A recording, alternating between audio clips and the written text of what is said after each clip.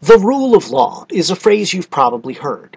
It's a popular slogan with politicians, journalists, scholars, and non-governmental organizations. The rule of law is celebrated as an ideal by nations in the developed world. It's said to be a great achievement of modern civilization. In recent decades, Western powers have promoted the rule of law in foreign lands, but the rule of law is a concept with different conceptions, as is the concept of law itself. As a concept, the rule of law refers to certain political ideals which a society might fulfill to a greater or lesser extent. For any conception of the rule of law, we can ask questions such as the following. Under what conditions is it achieved? To what extent is its achievement possible? What, if anything, makes it valuable? Should societies aspire to it? In this lecture, I'll distinguish a few popular conceptions of the rule of law and pose some of these questions. The main division separates formal from substantive conceptions. Formal conceptions specify forms and procedures of lawmaking and enforcement. Substantive conceptions include these formal criteria and also place restrictions on the content of laws. I'll focus on formal conceptions. At a minimum, the rule of law entails the following ideas. First, the government should use law to carry out its purposes, rather than using lawless violence, for example. Second, everyone is subject to the law, bound by the law, and in some sense equal before the law. This includes the government itself and its officials, as well as ordinary folks. Even public officials must obey the law, and when they change it, they must do so via law-governed procedures.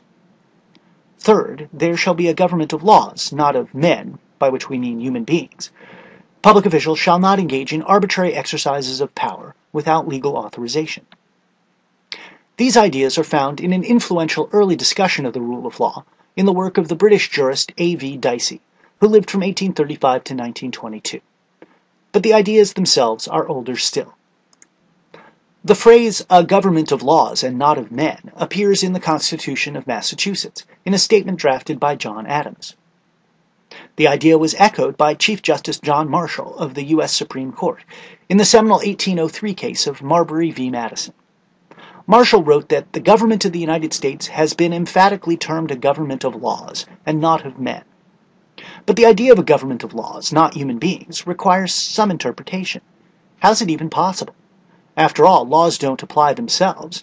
Only human beings or other intelligent agents can understand and apply laws, so government will always consist of human beings.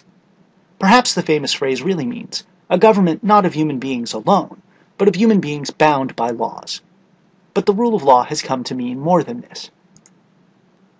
Recent discussions have emphasized conditions of formal legality.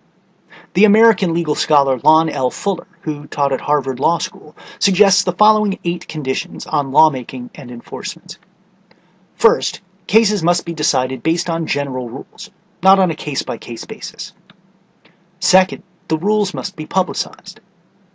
Third, the rules must be enforced prospectively, not retroactively. The rules must be intelligible to individuals, at least with the assistance of lawyers. The rules must be consistent with one another, not contradictory. The rules must not require conduct that's beyond the power of the affected party. The rules must not change too frequently. And finally, the rules must be applied as announced. Formal legality conditions, such as Fuller's, represent a central aspect of the rule of law. The idea that laws should be written and implemented in such a way that they can actually guide human conduct. In other words, it should be possible for individuals to comply, and to comply because the law demands compliance. Most of Fuller's 8 legality conditions appear necessary to, or at least supportive of, this guidance function. Rules must be publicized because it's impossible to obey a law of which one is unaware. Retroactive laws, known as ex post facto, are unacceptable for the same reason. Rules must be intelligible because it's impossible to obey a rule if you can't understand what it requires. Rules must not contradict one another because otherwise no one could know which of the 2 contradictory rules to obey. Rules must not require you to do anything of which you're incapable. No one can be required to jump 2 meters in the air, and a 3-year-old can't be required to read street signs. Formal legality conditions are not an all-or-nothing kind of thing. Each can be satisfied to a lesser or greater degree. Some rules are publicized more effectively than others. Some are more intelligible than others. No one actually knows and understands every rule in a modern legal system. Lawmakers may even have reasons to keep some rules secret and to apply different rules than they announced. Complex legal systems inevitably contain a few unnoticed contradictions. And lawmakers change the rules too. Although, if rules change too frequently, then people become confused and disoriented. Fuller sees his formal legality conditions as necessary to the very existence of a legal system. Collectively, they reflect what he calls the internal morality of law.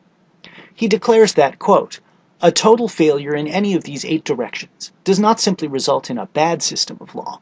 It results in something that is not properly called a legal system at all." Unquote. He also considers systems in which there is substantial but less than total failure with respect to one or more of these conditions.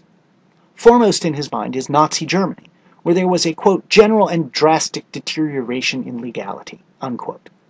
By this, Fuller does not mean that the Nazis enforced some substantively evil laws, although that's certainly true. What he means is that the conditions of formal legality were themselves not respected by the Nazis. Fuller thinks this is no accident.